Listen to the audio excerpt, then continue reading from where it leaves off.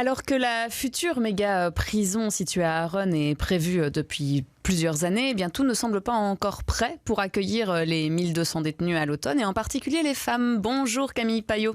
Bonjour. Alors pourquoi ce n'est pas au point ? Alors, toutes les unités de cette méga prison de Bruxelles ne seront pas encore toutes ouvertes en même temps pour des raisons organisationnelles et opérationnelles.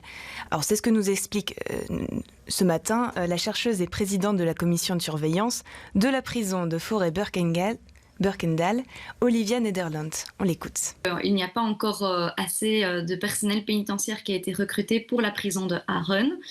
Mais donc c'est un problème généralisé pour la prison et le ministre de la Justice a déjà annoncé qu'il prenait diverses mesures pour rendre la fonction plus attractive, notamment par une réforme de grande ampleur de la formation du personnel pénitentiaire. Ce projet prend cependant plus de temps que prévu et c'est regrettable puisque c'était vraiment quelque chose qui avait été annoncé comme une donnée importante de vraiment réformer la formation du personnel pénitentiaire avec 2 nouvelles fonctions d'agents. Les agents qui s'occupent uniquement des questions de sécurité et les agents accompagnateurs de détention qui auront donc un rôle d'accompagnement des détenus vers leur réinsertion, un rôle plus social. Alors la prison d'Arronne sera donc un grand complexe avec plusieurs unités. Il y aura des unités à l'intérieur de l'enceinte qui sont beaucoup plus sécurisées et d'autres à l'extérieur afin de faciliter la réinsertion des détenus. Et parmi ces différentes sections, il y en aura 2 réservées uniquement pour les femmes.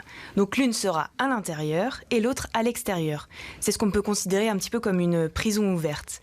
Et il y aura potentiellement dans cette prison ouverte un projet de café pour permettre de faciliter le lien avec l'extérieur. Cependant, en raison du manque de personnel, cette prison ouverte, qui est moins sécurisée et uniquement pour les femmes, ne sera pas ouverte tout de suite. Alors pour Olivia Nederland, c'est une des formes de discrimination à l'égard des femmes. Et donc, la première discrimination, c'est qu'on prévoit des régimes qui sont pensés pour les hommes, qui représentent 95% de la population carcérale, donc qui sont pensés comme plus sécuritaires et moins adaptés au profil des femmes.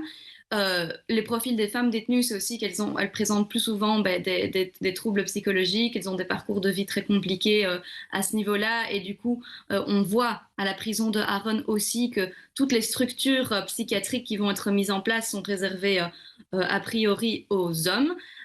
Et donc les femmes resteront incarcérées toutes ensemble dans leur unité de vie et certaines pourront aller à l'unité psychiatrique mais elles ne seront pas en présence plus régulièrement de l'équipe de soins psychiatriques, ce qu'on regrette aussi. Donc on voit que les femmes, parce qu'elles sont minoritaires, le régime carcéral est moins pensé pour eux et en découle toute une série de discriminations. Pour la commission de surveillance, de nombreuses questions restent en suspens, et notamment pourquoi prioriser l'unité à l'intérieur de l'enceinte, celle plus sécurisée, alors que le profil des femmes n'est pas le même que celui des hommes, c'est-à-dire que leur taux de problèmes disciplinaires est nettement plus faible. Et donc, pourquoi ne pas choisir la prison ouverte ? C'est ce que se demande la commission de surveillance. Merci beaucoup Camille Payot pour toutes ces explications.